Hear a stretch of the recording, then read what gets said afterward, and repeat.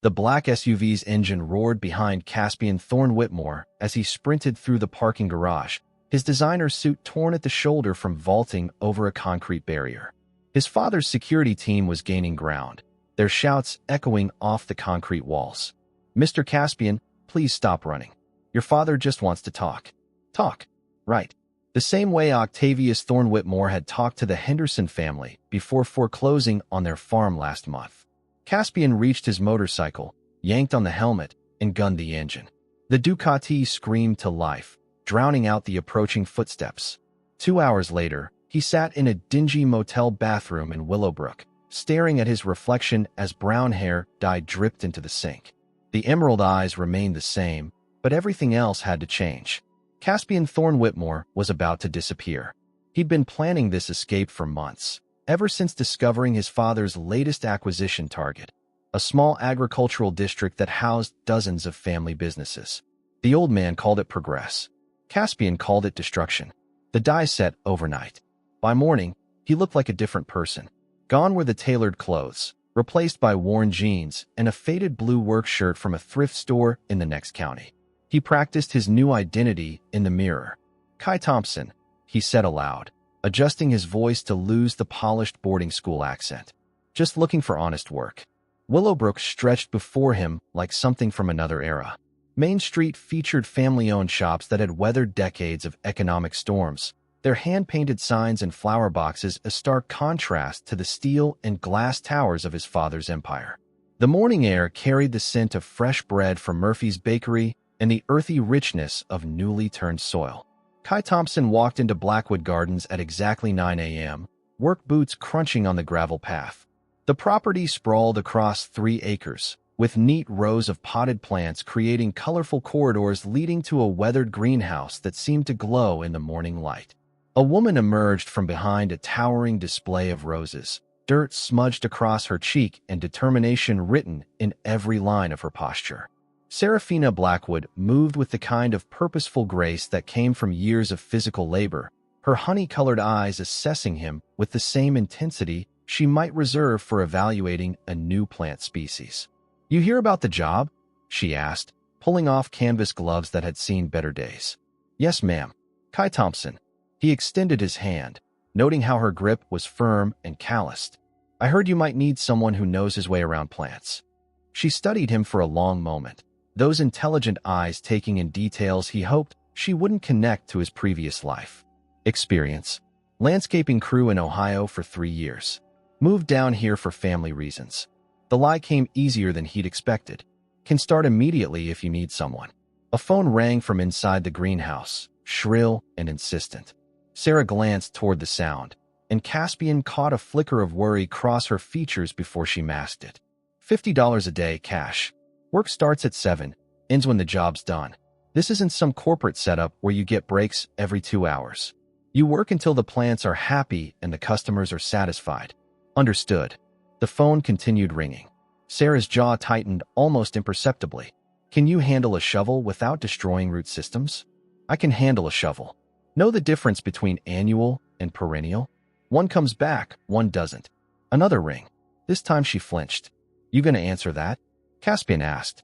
"It's probably another bill collector. They can wait." She crossed her arms. "I've got a delivery going out to the Vanderbilt Sterling estate this afternoon. Big landscaping project. You help me load and install. I'll know if you're worth keeping around."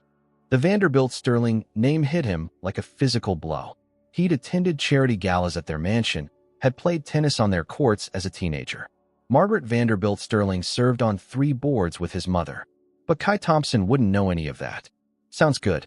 The phone finally stopped ringing, leaving an uncomfortable silence. "One more thing," Sarah said, her voice carrying an edge that hadn't been there before. "I don't tolerate slackers, drifters, or anyone looking to cause trouble. This business is all I have left of my father, and I'll protect it with everything I've got. We clear." Something in her tone suggested recent threats, recent losses that went beyond normal business challenges. Caspian found himself genuinely curious about what battles this woman had been fighting. "Crystal clear." She nodded once, apparently satisfied. "Good.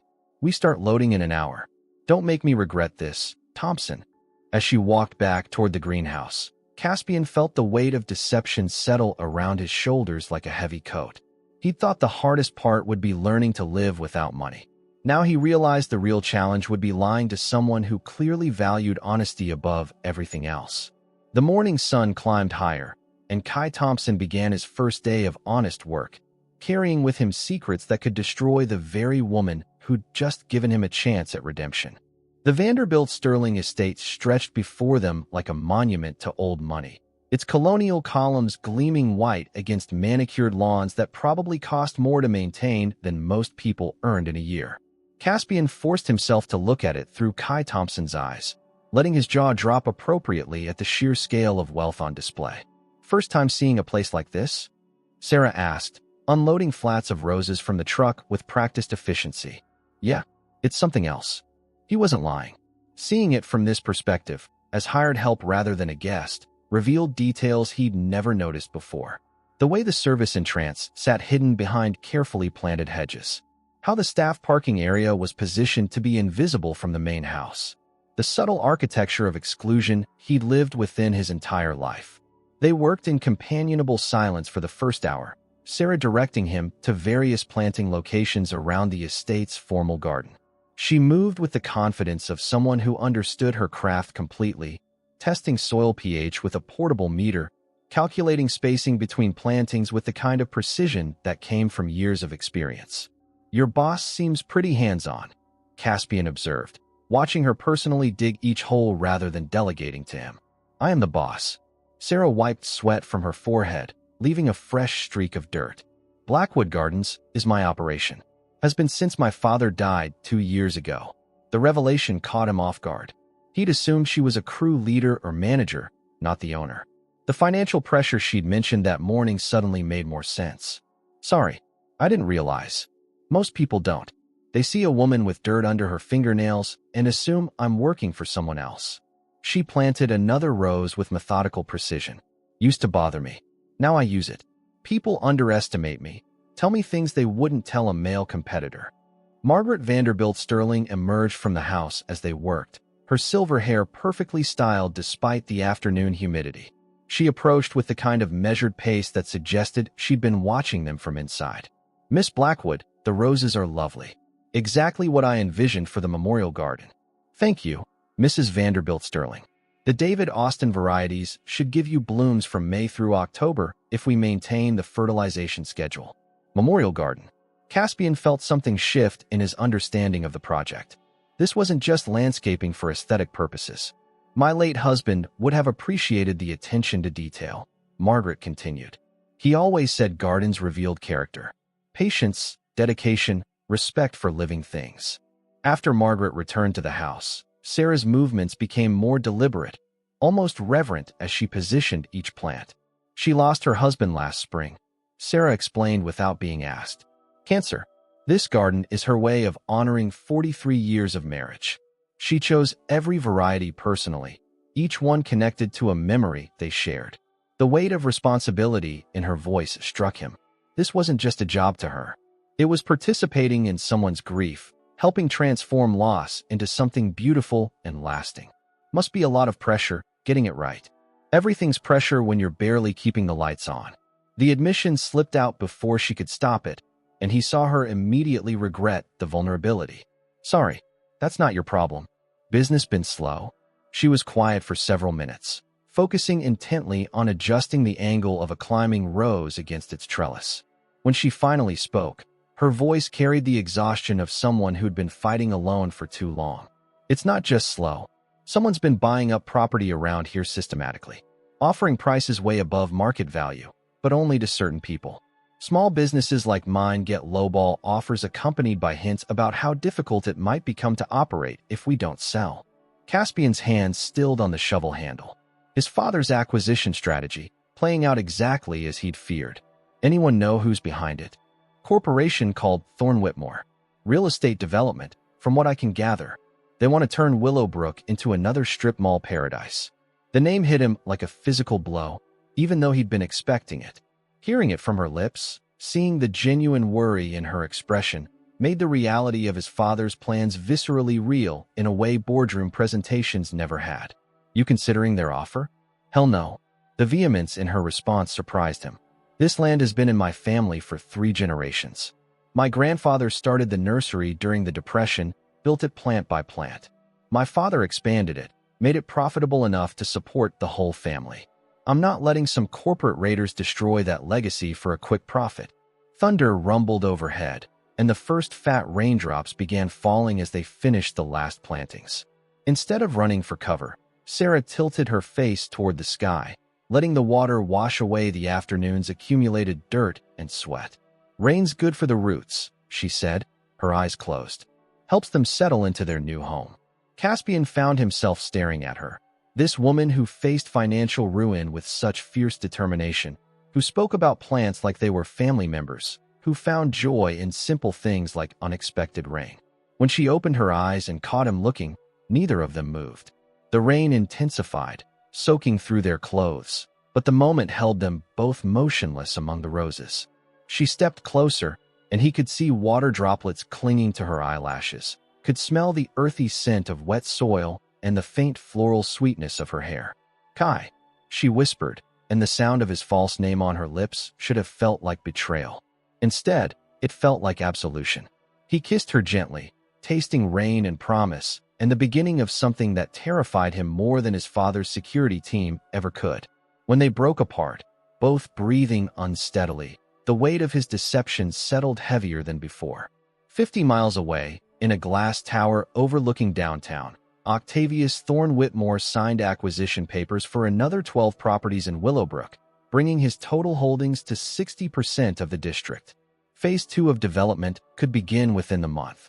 His missing son never crossed his mind.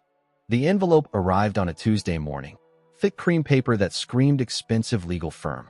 Sarah found it tucked between the electric bill and a seed catalog, her name written in formal script across the front. No return address. Caspian watched her face change as she read the contents, color draining from her cheeks before anger flushed them red again. "What is it?" She crumpled the letter, then smoothed it out again, as if the words might change on second reading. "Anonymous buyer. Offering 3 times what my property's worth." The number at the bottom made Caspian's stomach clench. His father was escalating, moving from subtle pressure to outright financial assault. 3 times market value would solve every money problem Sarah had mentioned over the past 2 weeks. It would also destroy everything she'd spent her life building. Anonymous how? Routed through some law firm in the city. Whitman, Burke and Associates. They're representing an undisclosed client interested in agricultural properties for development purposes. She read the phrase with bitter precision. Development purposes. Like they're doing me a favor by destroying my life's work.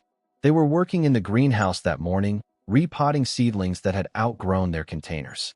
The humid air trapped the scent of rich soil and growing things, creating an intimate cocoon that had become Caspian's favorite place on Earth.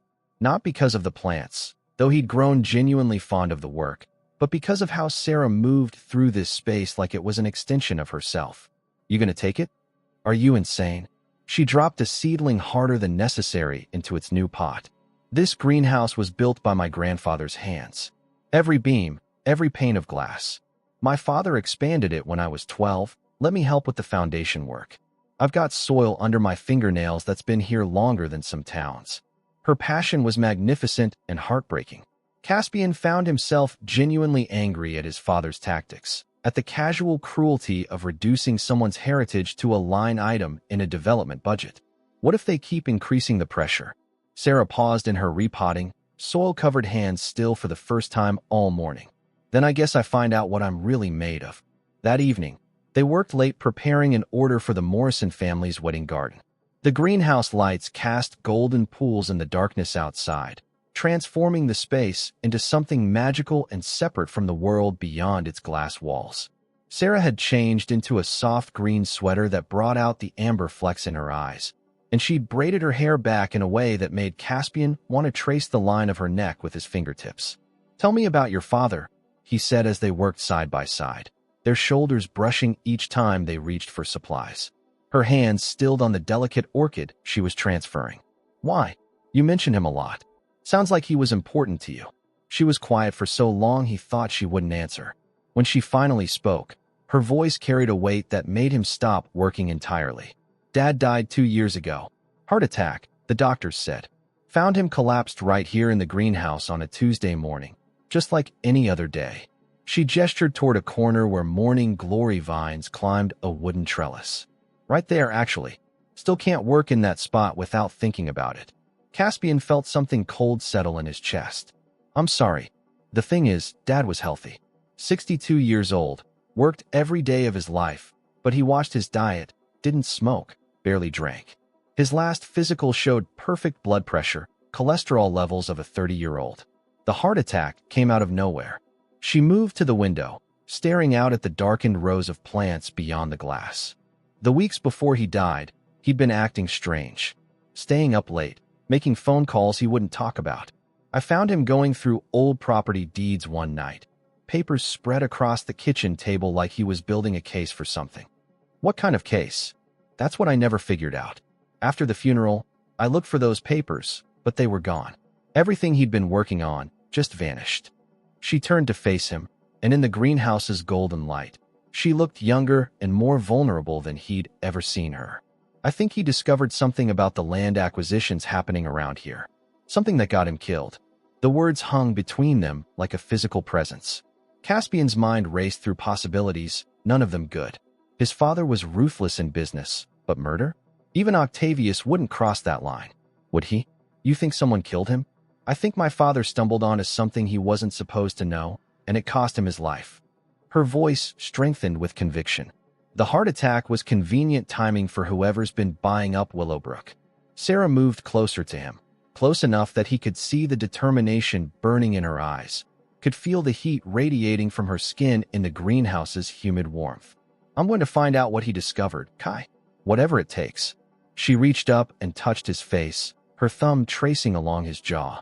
The simple gesture sent electricity through his entire body. I'm glad you're here, she whispered. I was starting to think I'd have to fight this battle alone. When he kissed her this time, it wasn't tentative or questioning like in the rain. It was desperate and hungry, flavored with shared secrets and the beginning of trust that made his deception feel like acid in his veins.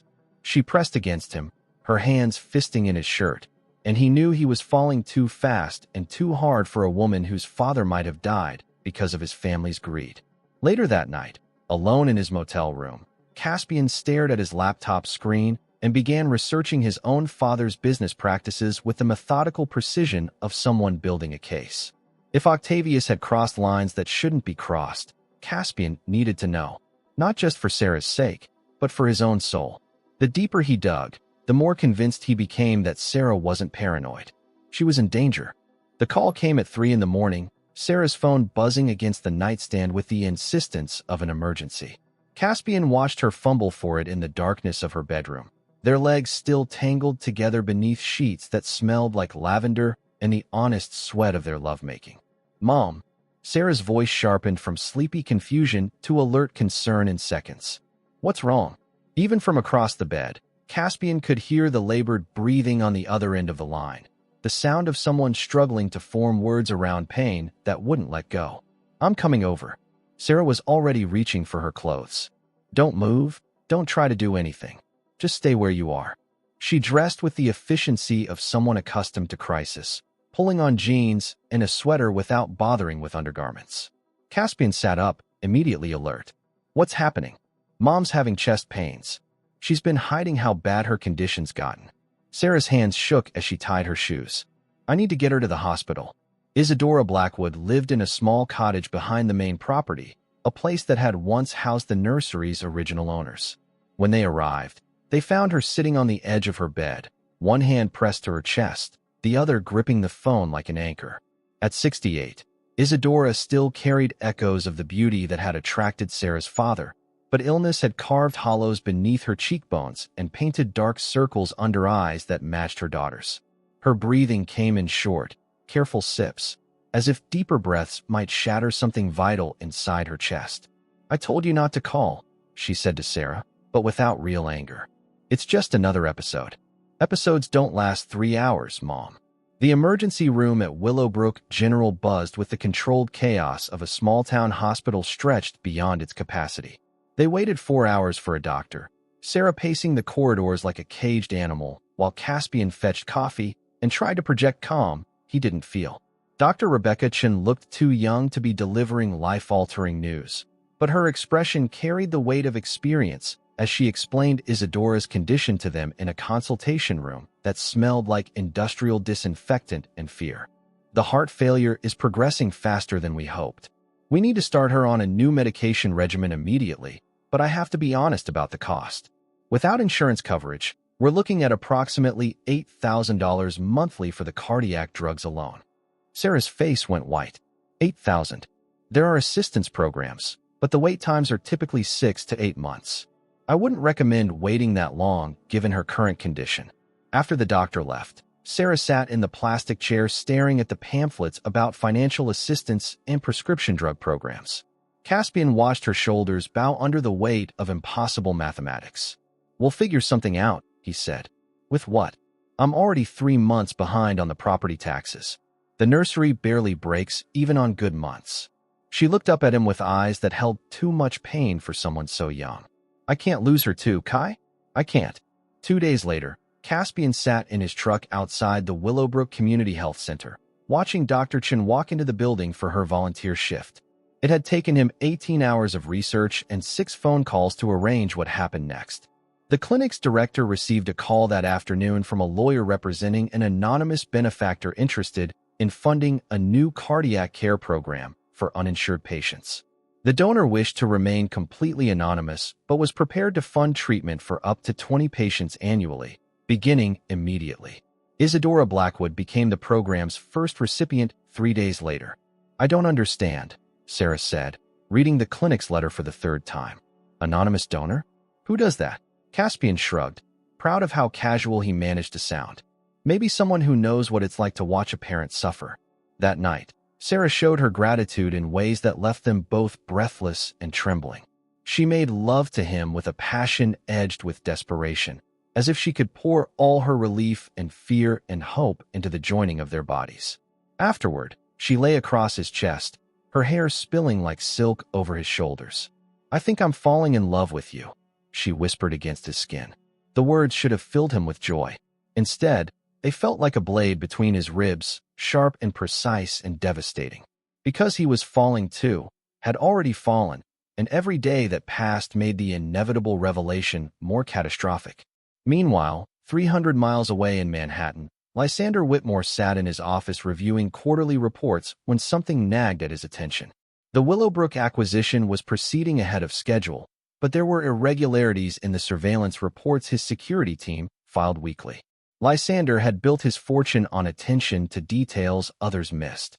The fact that his nephew had vanished without a trace didn't concern him. Caspian had always been soft, prone to romantic notions about fairness and justice. But the timing of his disappearance, coupled with Octavius's increasing obsession with the Willowbrook project, created patterns that demanded investigation. He reached for his phone and dialed a number he'd memorized years ago. "Morrison Investigations. We find what others prefer to stay lost." "I need someone discreet," Lysander said. "I have reason to believe my nephew is interfering with family business interests. I want to know where he is, what he's doing, and who he's doing it with." The investigator quoted a daily rate that would have fed a family of 4 for a month. "Done. Start immediately." As spring deepened into early summer, Sarah and Caspian fell into a rhythm that felt dangerously like domestic bliss. They worked together during the days, their bodies moving in unconscious synchronization as they tended plants and fulfilled orders. Evenings found them in the greenhouse or her cottage, cooking simple meals and talking about everything except the secrets that lay between them like unexploded ordnance. Sarah began sharing stories about her father, fragments of memory that painted a picture of a man who'd fought quietly against forces larger than himself. Caspian listened and filed away details, building his own case against his family's methods, while falling deeper in love with a woman whose trust he was betraying with every breath. The investigator arrived in Willowbrook on a Thursday, driving a nondescript sedan and carrying credentials that would pass any casual inspection. He checked into the Maple Leaf and using the name David Parker and began the methodical process of disappearing into the background of small-town life. By Friday afternoon, he had photos of Caspian Thorne Whitmore working in a greenhouse, his hands buried in soil, his face animated with genuine laughter as he listened to a woman with honey-colored eyes explain something about root systems. The woman, according to local sources, owned the very property his family was most interested in acquiring. Lysander received the first report via encrypted email that evening, along with a dozen high-resolution photographs that told a story no amount of corporate strategy could have anticipated. His nephew hadn't just found the target. The toolbox had been sitting in the greenhouse storage room for 2 years, collecting dust and serving as an impromptu shelf for seed packets and plant labels. Sarah had avoided touching it since her father's death, unable to face the reality of sorting through his personal belongings. But the leaking roof above the storage area forced her hand on a humid Saturday morning in June. "Hand me that tarp," she called to Caspian, who was helping her move everything to dry ground before the next storm hit. "We need to cover the fertilizer bags." He passed her the plastic sheeting, then lifted the heavy metal toolbox with a grunt of effort. "This thing weighs a ton. What did your dad keep in here, Rox?" "Tools, mostly. Some old equipment manuals." She secured the tarp over the bags of organic fertilizer, trying to ignore the pang of loss that always accompanied mentions of her father. "Just set it anywhere dry." The toolbox slipped from Caspian's grip as he lowered it, hitting the concrete floor with a metallic crash that echoed through the greenhouse. The impact popped the old latch, spilling contents across the floor in a chaotic scatter of wrenches, screwdrivers, and yellowed papers. "Sorry," he said, dropping to his knees to collect the scattered items. "The handle was slicker than I thought." Sarah knelt beside him, gathering loose papers that looked official and important. Most were warranty cards and equipment manuals, exactly what she'd expected. But beneath a coil of wire and a broken soil thermometer, her fingers found something that made her breath catch. A manila envelope, sealed with red wax and marked in her father's careful handwriting. "For Sarah. Open only if something happens to me." Her hands trembled as she broke the seal. Inside were photocopied documents, bank records, and what appeared to be transcripts of recorded phone conversations. The letterhead on several papers made her stomach clench. "Thorne Whitmore Corporation." "What is it?" Caspian asked, his voice carefully neutral. She spread the papers across a nearby workbench, her eyes scanning columns of numbers and legal terminology that might as well have been written in Sanskrit. "Business documents. But I don't understand most of this corporate language." Caspian moved closer, and she caught his sharp intake of breath as his eyes fell on the Thorne Whitmore logo. "This looks like acquisition paperwork," he said after studying the documents for several minutes. "Purchase agreements, loan documents, that sort of thing. Can you make sense of it? You said you worked construction before landscaping. Maybe you've seen contracts like this." The request hung between them, while Caspian wrestled with an impossible choice. He could claim ignorance and let her struggle alone with documents that clearly implicated his family in something ugly. Or he could use his Harvard Business School education to decode what her father had discovered, knowing each explanation drove another nail into the coffin of their relationship. "I might be able to help," he said finally. "Let me look at these more carefully." What he found made his mouth go dry. The documents painted a methodical picture of corporate intimidation spanning 3 years. Thorne Whitmore had been systematically targeting small property owners with a combination of financial pressure and barely legal coercion. Bank records showed mysterious loan denials for established businesses, followed by offers to purchase at below-market rates. Phone transcripts revealed conversations between Thorne Whitmore executives and local officials, discussing zoning changes and tax assessments that would make certain properties financially untenable. The most damning document was a memo dated 6 months before her father's death, outlining a strategy to acquire the remaining holdout properties through enhanced pressure techniques that skirted the edges of legal harassment. "This is a systematic takeover," Caspian said, his voice tight with controlled anger. "They're not just buying land. They're manipulating the entire economic ecosystem to force people out." Sarah leaned against the workbench, her face pale. "The loan I applied for last spring. The bank turned me down even though I had perfect credit and 20 years of business history. Then 2 weeks later, I got the first lowball offer on the property. According to this, your father wasn't the only one investigating. There's a list of other property owners who were asking questions, making noise about the pressure tactics." She grabbed the list from his hands, scanning names she recognized. The Henderson family, who'd lost their farm 6 months ago. The Martinez family, whose restaurant closed after their lease was mysteriously terminated. The Johnsons, who'd run the hardware store for 30 years before selling last winter. They're all gone, she whispered. Every single family on this list has either sold or been forced out. Except you. The implication hung heavy between them. Sarah was the last holdout, the final obstacle to whatever development plan his father had orchestrated. Dad must have been building a case, she said, her voice strengthening with resolve, gathering evidence to expose what they were doing. Caspian studied the dates on the documents, noting how they clustered in the weeks before her father's death. This looks like he was preparing for something, maybe planning to go to the authorities. And then he had a convenient heart attack. Sarah's hands clenched into fists. This wasn't natural causes, Kai. Someone killed my father to stop him from exposing this. The certainty in her voice sent ice through Caspian's veins. He thought about his father's methods, about Lysander's reputation for handling problems with surgical precision. Corporate assassination wasn't beyond their capabilities. We need to be careful with this, he said. If you're right about what happened to your father, then you're in danger too. Sarah turned to face him, her honey-colored eyes blazing with determination and grief and a fury that made her magnificent. Let them come. I've got everything Dad gathered, plus 2 years of additional evidence. I'm going to finish what he started. She began organizing the documents with methodical precision, creating stacks based on dates and transaction types. I'll need help understanding the legal terminology, the corporate structure. Some of these shell companies are nested 3 layers deep. I'll help however I can. As she worked, Caspian carefully photographed key documents with his phone, knowing he'd need copies when the time came to confront his father. Each image felt like another betrayal, another secret added to the growing wall between them. But he also felt something else growing alongside the guilt. A genuine respect for Sarah's courage, and a burning desire to see justice done even if it destroyed his own family in the process. That night, after Sarah fell asleep exhausted by the day's revelations, Caspian sat in his truck outside her cottage and scrolled through the photographs on his phone. The evidence was damning, but it was also incomplete. To really understand the scope of his father's crimes, he'd need access to internal Thorne Whitmore records, which meant eventually, he'd have to reveal who he really was. The question was whether Sarah would still trust him enough to let him help when she learned the truth. David Parker had been photographing Caspian for 3 weeks when he spotted the woman watching him from across the street. She sat in a black Tesla outside Murphy's Bakery, designer sunglasses hiding her eyes, but her attention was clearly focused on the same target he'd been tracking. Parker approached her vehicle with the cautious confidence of a man who'd spent 20 years in private investigation.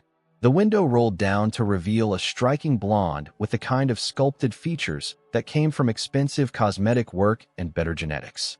"You're watching the same guy I am," he said without preamble. Evangeline Ashford smiled, an expression that never reached her ice-blue eyes. "David Parker, Morrison Investigations. I've heard of your work. Very thorough, very discreet. And you are someone with a vested interest in Caspian Thorne Whitmore's current activities. I assume that's why you're here too." Parker weighed his options. His contract with Lysander included a confidentiality clause, but it didn't prevent him from sharing information with family members. And this woman clearly knew more about the target than she was letting on. "Depends on what kind of interest we're talking about." Evangeline pulled out her phone, showing him a photograph from a society magazine. The image showed her and Caspian at a charity gala, her hand possessively wrapped around his arm, both of them smiling for the cameras. "Former fiancé. We had an understanding that he'd return to his responsibilities eventually. Seems he's gotten distracted." She gestured toward the greenhouse where Caspian was visible through the glass walls, his hands deep in soil as he worked alongside Sarah. Even from a distance, the intimacy between them was obvious in their synchronized movements and casual touches. "I can pay double whatever his uncle is offering," Evangeline said, "plus a bonus for real-time updates on his location and activities." Parker quoted his daily rate, watching her expression remain unchanged. Money clearly wasn't a concern. "Done. But I want more than surveillance. I need leverage." 3 days later, Evangeline sat in her hotel suite reviewing Parker's comprehensive report on Sarah Blackwood. Financial records, business history, family background, even her college transcripts. Everything needed to construct the perfect trap.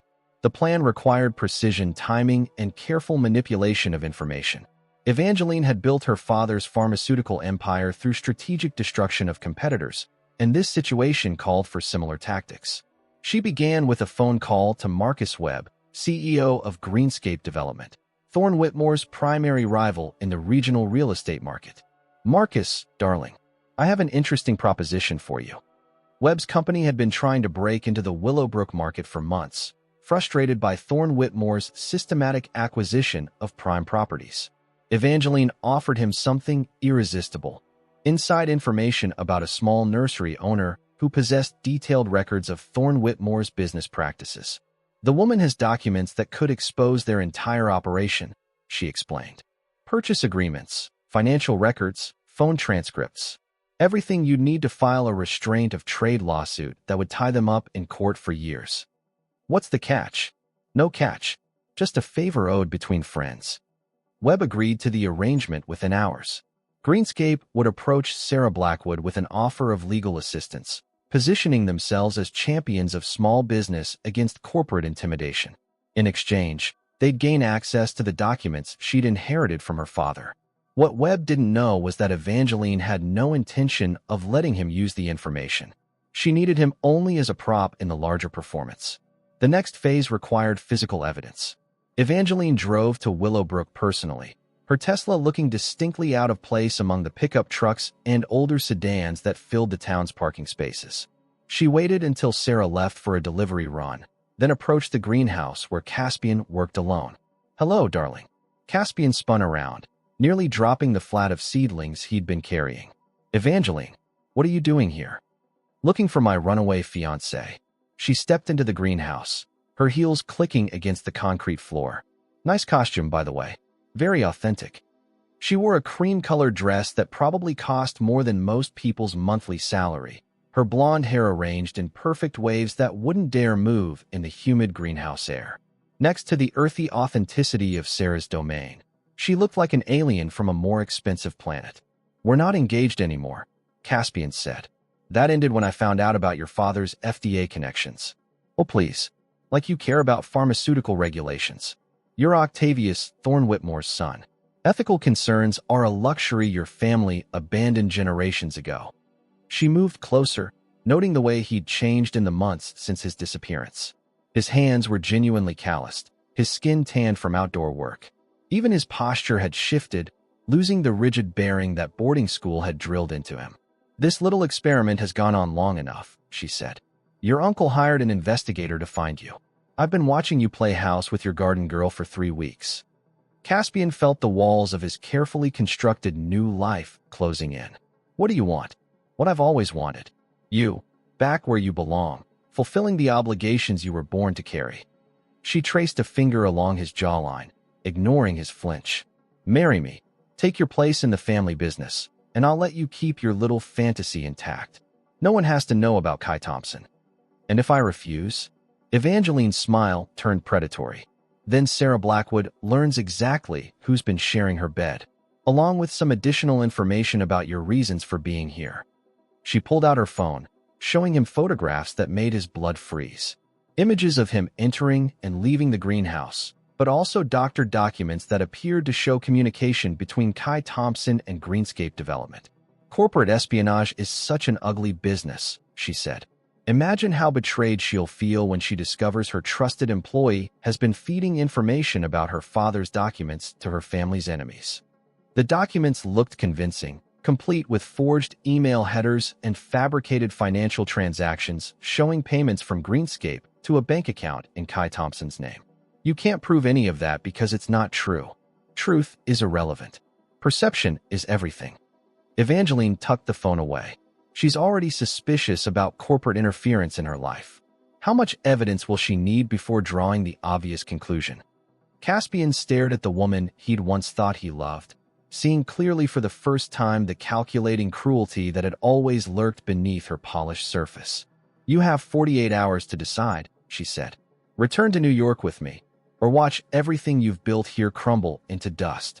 That evening, Sarah returned from her delivery run to find Caspian unusually quiet and withdrawn. He helped her unload the truck with mechanical efficiency, his usual easy conversation replaced by tense silence. "Everything okay?" she asked as they secured the greenhouse for the night. "Fine, just tired." But it wasn't fine, and the strain showed in every line of his body. When she tried to touch his arm, he pulled away as if her fingers burned. The next morning brought Marcus Webb to her door, carrying a briefcase and wearing the kind of expensive suit that signaled serious money and serious trouble. He introduced himself as CEO of Greenscape Development, claiming to represent small business interests against corporate intimidation. "We understand you've been targeted by Thorne Whitmore Corporation," he said, settling into her kitchen chair uninvited. "We'd like to help you fight back." Sarah listened to his pitch with growing unease. His offer sounded generous: legal representation, financial backing for a lawsuit, public relations support, but something felt wrong about the timing. "How did you know about my situation?" "Word gets around in our industry. Thorne Whitmore's tactics have made enemies." Webb opened his briefcase, revealing thick legal documents. "We've been building a case against them for months. Your father's evidence could be the key to stopping them permanently." After Webb left, Sarah sat at her kitchen table, staring at the business card he'd given her. The offer was everything she needed to fight her father's killers, but accepting help from another corporation felt like trading one set of masters for another. When Caspian arrived for work an hour later, she shared Webb's visit with him, watching his face carefully for reactions. "What do you think?" she asked. "Can I trust them?" Caspian's expression remained carefully neutral, but she caught the flicker of something that might have been panic in his eyes. "I think you should be careful about getting involved with any corporation right now." "Why?" "Because sometimes the help comes with strings you don't see until it's too late." His evasive answer triggered suspicions that had been building for weeks. Caspian knew too much about corporate strategy for a simple landscaping worker. His vocabulary occasionally slipped into business terminology that didn't match his claimed background. And now, when she needed clear advice about fighting the people who'd killed her father, he offered only vague warnings. "Kai, I need you to be straight with me about something." The serious tone in her voice made him freeze. "Have you ever worked for a corporation like Thorne Whitmore? Or Greenscape?" The question hung between them like a loaded weapon. Caspian felt the weight of all his deceptions pressing down on him. The impossibility of honest answers when honesty would destroy everything he'd tried to protect. "No," he said finally. "I've never worked for either company." It was technically true, but the hesitation in his voice made Sarah's suspicions crystallize into something harder and more dangerous. When she looked at him now, she saw a man keeping secrets in a situation where transparency could mean the difference between justice and defeat. "I think you should go home early today," she said quietly. "I need some time to think about Webb's offer." Caspian left without arguing, knowing that every word he spoke only dug the hole deeper. That night, he sat in his motel room staring at his phone, Evangeline's number glowing on the screen like a beacon leading back to his old life. 48 hours was running out, and he was no closer to finding a solution that wouldn't destroy the woman he loved. The Willowbrook Town Hall hadn't seen a crowd this size since the tornado of 2018. Every folding chair was occupied, with people standing along the walls and spilling out into the hallway. The air hummed with nervous energy and the kind of tension that comes when a community realizes it's fighting for its survival. Sarah sat in the third row, the manila envelope containing her father's documents heavy on her lap. She'd spent the past week preparing for this moment, organizing evidence and building the case her father had died trying to make. Marcus Webb sat beside her, his expensive suit drawing suspicious glances from farmers and shop owners who'd learned to distrust anything that looked like corporate money. Caspian stood at the back of the room, his stomach churning as he watched Sarah prepare to put herself in the crosshairs of his family's machine. She'd barely spoken to him in 3 days, her suspicions about his background creating a distance that felt like physical pain. He'd tried calling Evangeline a dozen times, hoping to negotiate some kind of truce, but she'd ignored every attempt at communication. Now, watching Mayor Patricia Hendricks call the meeting to order, he felt the inevitability of disaster settling around him like a shroud. "We're here tonight to discuss the proposed Willowbrook Commons development project," Mayor Hendricks announced. Representatives from Thorne Whitmore Corporation will present their plans, followed by public comment. Gerald Morrison, regional director for Thorne Whitmore, took the podium with the confidence of a man accustomed to having his way. His presentation featured glossy renderings of shopping centers and chain restaurants, all designed to appeal to a town struggling with economic decline. The Willowbrook Commons will bring over 300 permanent jobs to the area, Morrison declared, clicking through slides that showed smiling families and bustling commerce. Property tax revenue will increase by 40%, funding improvements to schools and infrastructure that haven't been updated in decades. The images were seductive, painting a picture of prosperity that made Caspian understand why so many communities had accepted similar deals. But he also knew the reality behind the marketing materials: minimum wage service jobs, locally owned businesses driven out by corporate chains, and the slow death of everything that made small towns worth preserving. When Morrison finished, Mayor Hendricks opened the floor for public comment. Sarah stood immediately, her honey-colored eyes blazing with the kind of righteous fury that had drawn Caspian to her from the first day. "My name is Serafina Blackwood, and I represent the last independent business standing between Thorne Whitmore Corporation and their vision of progress." Her voice carried clearly through the packed room. "I'm here to share evidence that this development isn't just unwanted, it's criminal." She approached the podium with steady steps, her simple blue dress and work-calloused hands making her look like David facing Goliath. The envelope containing her father's documents seemed to glow under the harsh fluorescent lights. "2 years ago, my father died investigating Thorne Whitmore's business practices in our community. The evidence he gathered shows a pattern of systematic intimidation, financial manipulation, and corporate espionage designed to force property owners into selling below market value." Morrison shifted uncomfortably in his seat as Sarah began reading from the documents, her voice growing stronger with each revelation. Phone transcripts, bank records, legal agreements, all painting a picture of the kind of corporate warfare most people only read about in newspapers. These documents prove that Thorne Whitmore has been manipulating local banks to deny loans to established businesses, then swooping in with lowball purchase offers when those businesses face financial crisis. The crowd murmured angrily as the scope of the scheme became clear. Caspian watched faces he'd come to know over the past months: Mrs. Henderson from the flower shop, Tom Murphy from the bakery, the Martinez family who'd lost their restaurant, all understanding for the first time that their struggles hadn't been random bad luck. "Furthermore," Sarah continued, her voice rising over the growing commotion, "I believe my father was murdered to prevent him from exposing this information." The accusation hit the room like a physical blow. Mayor Hendricks called for order as people began shouting questions and demands. Morrison was on his feet, objecting to the proceedings, but his protests were drowned out by the crowd's anger. That's when Evangeline made her entrance. She swept into the room like a force of nature, her designer heels clicking against the linoleum floor with military precision. Every head turned to track her progress down the center aisle, her presence commanding attention in a way that money and power always did. "I'm sorry to interrupt this fascinating conspiracy theory," Evangeline said, her voice cutting through the chaos with surgical precision. "But I think the good people of Willowbrook deserve to know the truth about their heroic champion." Sarah paused mid-sentence, confusion replacing confidence as she tried to understand who this woman was and why she looked familiar. "You see, Miss Blackwood's passionate defense of your community is somewhat compromised by the fact that she's been sleeping with the enemy." Evangeline's smile was winter-sharp as she gestured toward the back of the room. "Isn't that right, Caspian?" The name hit the crowd like an electric shock.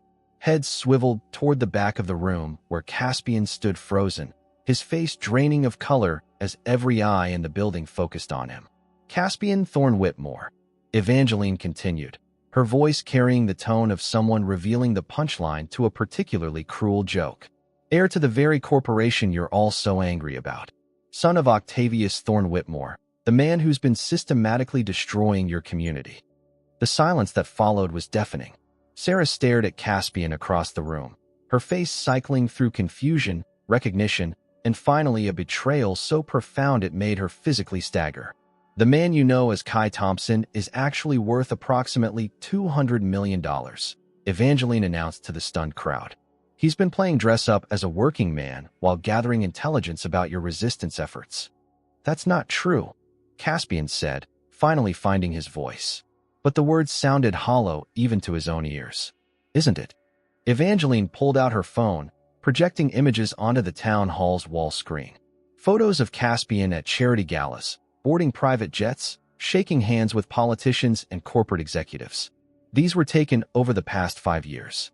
Notice anything familiar about the face? The resemblance was undeniable. The same green eyes, the same strong jaw, the same aristocratic features that no amount of brown hair dye and work clothes could completely disguise. Sarah gripped the podium to keep from falling, her knuckles white against the wood. "You're Caspian Thorne Whitmore." "Sarah, I can explain. You're the son of the man who killed my father." The accusation rang through the room like a gunshot. People began shouting, some at Caspian, others at each other, the carefully organized meeting dissolving into chaos. Mayor Hendricks pounded her gavel uselessly as the crowd surged toward the back of the room where Caspian stood. He tried to reach Sarah, to explain that everything between them had been real despite the lies about his identity. But she looked at him with such pure hatred that it stopped him cold. "Don't," she said, her voice barely audible over the commotion. "Don't say another word." She gathered her father's documents and walked out of the town hall without looking back, leaving Caspian standing in the wreckage of everything he'd tried to protect. The crowd eventually dispersed, but not before making their feelings about Thorne Whitmore representation crystal clear. Caspian found himself alone in the parking lot, his truck surrounded by angry residents who trusted Kai Thompson but wanted nothing to do with Caspian Thorne Whitmore. He drove back to his motel in numb silence, knowing that by morning the story would be everywhere. Local news, social media, probably picked up by larger outlets as a human interest story about corporate deception and small-town betrayal. His phone buzzed with a text from his father. "Car will pick you up at 7 a.m. We need to talk." The game was over. Kai Thompson was dead, and Caspian Thorne Whitmore would have to face the consequences of trying to live a different life. But first, he had to figure out how to live with the memory of Sarah's face when she realized that everything she'd felt for him had been built on lies. 3 hours later, Sarah sat in her greenhouse surrounded by the plants that had always provided comfort, holding her father's documents and crying for the second time that day. The first had been in the town hall parking lot, tears of rage and humiliation that felt like acid on her cheeks. Now she cried for different reasons. For the man she'd thought she loved, who had never actually existed. For the trust she'd given to someone whose family had destroyed her father. For the hope that had finally begun growing in her heart, now ripped out by its roots. Outside, reporters were already setting up for the morning news cycle, drawn by a story that had everything: corporate conspiracy, forbidden love, and small-town David versus Goliath drama. Sarah wiped her eyes and reached for her phone. Marcus Webb answered on the first ring. "I'll take your deal," she said. "All of it. I want to destroy them." The Thorne Whitmore corporate boardroom occupied the entire 42nd floor of the Manhattan Tower, its floor-to-ceiling windows offering a view that made most visitors feel simultaneously elevated and insignificant. Caspian hadn't set foot in this room for 8 months, but nothing had changed except his perspective on the power it represented. Octavius Thorne Whitmore sat at the head of the mahogany table like a king holding court, his silver hair perfectly styled despite the early hour. Lysander flanked him on the right, laptop open to what appeared to be damage control strategies. 3 corporate lawyers occupied the far end, their expressions suggesting they'd been briefed on the evening's developments. "Sit," Octavius commanded without looking up from the legal documents spread before him. Caspian remained standing. "I'm not here for a family reunion. You're here because your little adventure in poverty tourism has created a public relations nightmare that could cost us hundreds of millions in development deals." "Good."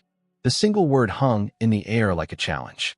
Octavius finally looked up, his pale eyes taking in his son's appearance with undisguised distaste. The expensive clothes had been replaced by the same work jeans and flannel shirt Caspian had worn to the town hall meeting, and he hadn't bothered to dye his hair back to its original color.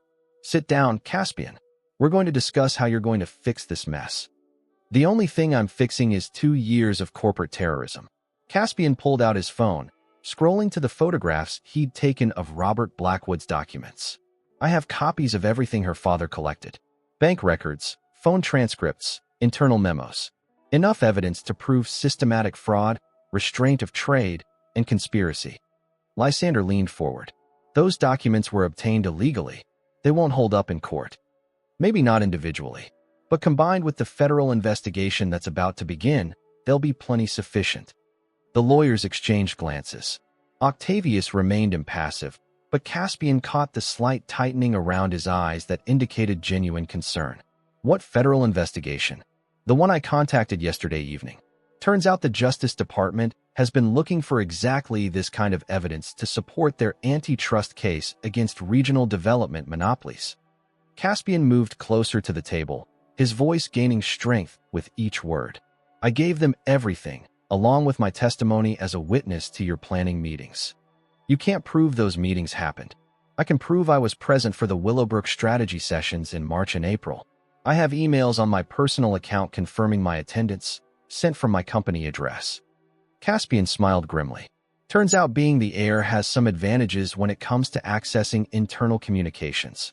He pulled up another file on his phone, showing email chains that discussed the enhanced pressure techniques mentioned in Robert Blackwood's documents. The FBI will be very interested in these exchanges between you and the Willowbrook Bank president about selective loan denials, especially when they correlate with the pattern of acquisition offers. The room fell silent except for the distant hum of traffic 42 floors below. Octavius stood slowly, his imposing frame casting shadows across the polished table. You're my son, my heir. Everything I've built will be yours someday. I don't want it. Caspian met his father's gaze without flinching. I renounce any claim to Thorne Whitmore Corporation, effective immediately.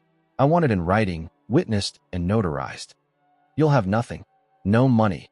No connections, no future worth having. I'll have my integrity. That's more than you can say. The confrontation was interrupted by Lysander's phone buzzing with urgent notifications. His face paled as he scrolled through news alerts. We have a bigger problem, he announced. Evangeline Ashford was arrested this morning on charges of blackmail and conspiracy. Caspian felt a surge of satisfaction. What happened? Apparently, she made the mistake of trying to extort Marcus Webb when he refused to pay for information about the Blackwood woman. Webb recorded their conversation and turned it over to prosecutors. Lysander looked up from his phone. She's naming names to reduce her sentence. The legal implications crashed over the room like a tidal wave. If Evangeline testified about her knowledge of Thorne Whitmore's methods, combined with the documentary evidence and Caspian's testimony, the corporation faced criminal charges that could destroy it entirely. 2 hours later, Caspian walked out of the building carrying a notarized document that severed all ties to his family's empire. The lawyers were already discussing bankruptcy strategies and asset protection schemes, while Octavius stared out the windows at a city that no longer felt like his kingdom. The drive back to Willowbrook took 6 hours, giving Caspian time to process the magnitude of what he'd done. He'd burned every bridge to his old life, with no guarantee that Sarah would forgive him or that they could build something real from the ashes of his deception.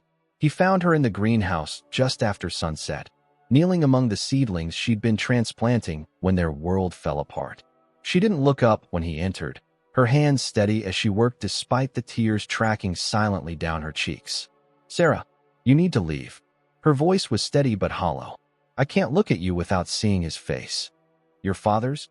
Yours. The real one. The one who lied to me every day for months. She finally met his eyes, and the pain there nearly brought him to his knees.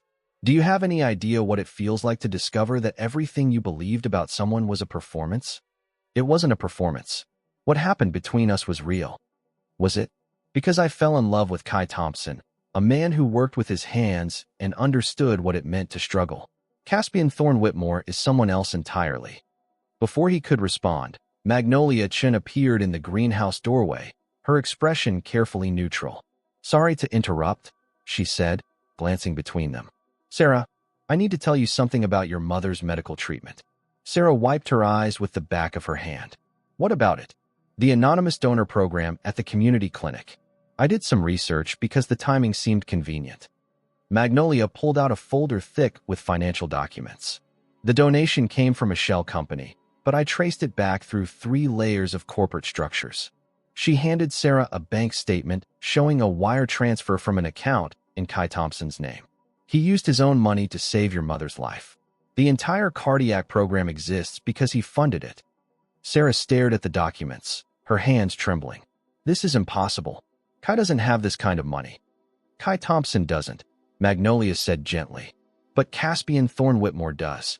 And he used it to help you without ever expecting recognition or thanks. The revelation hit Sarah like a physical blow. She looked up at Caspian, seeing him clearly for the first time since learning his real identity. You saved her life. I couldn't let her die when I had the resources to help, even if it meant risking everything.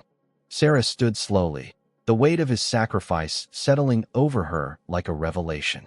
You could have just given me the money directly. You never would have accepted it. Not from Kai Thompson, and definitely not from a Thorne Whitmore.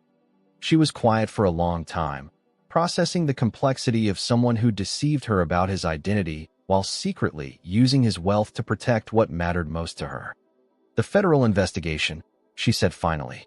That was you too. Your father died trying to expose the truth. I just finished what he started. And your inheritance? Gone. Signed away this morning.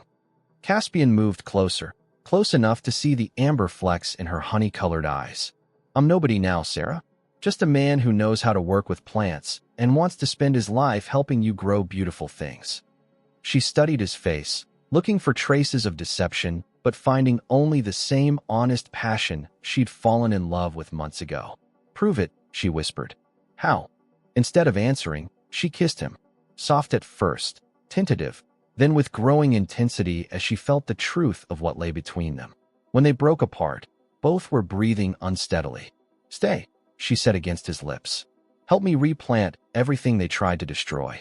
6 months later, they stood in the garden they'd created together behind the expanded greenhouse, surrounded by friends and family celebrating their wedding.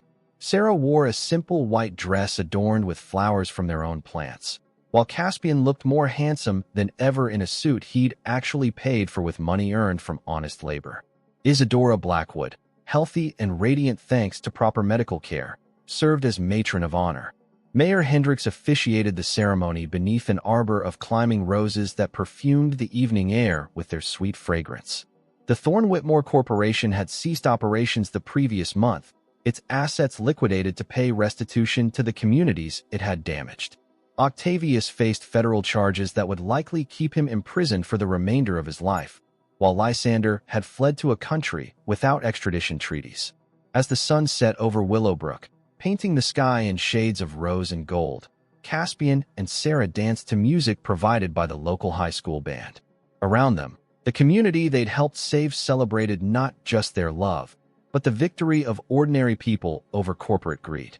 Any regrets? Sarah asked as they swayed together beneath the stars. Caspian looked around at the faces of people who'd become family, at the woman in his arms who'd taught him what real wealth looked like, at the future they'd build together with soil under their fingernails and love in their hearts. Only that I waited so long to become who I was meant to be.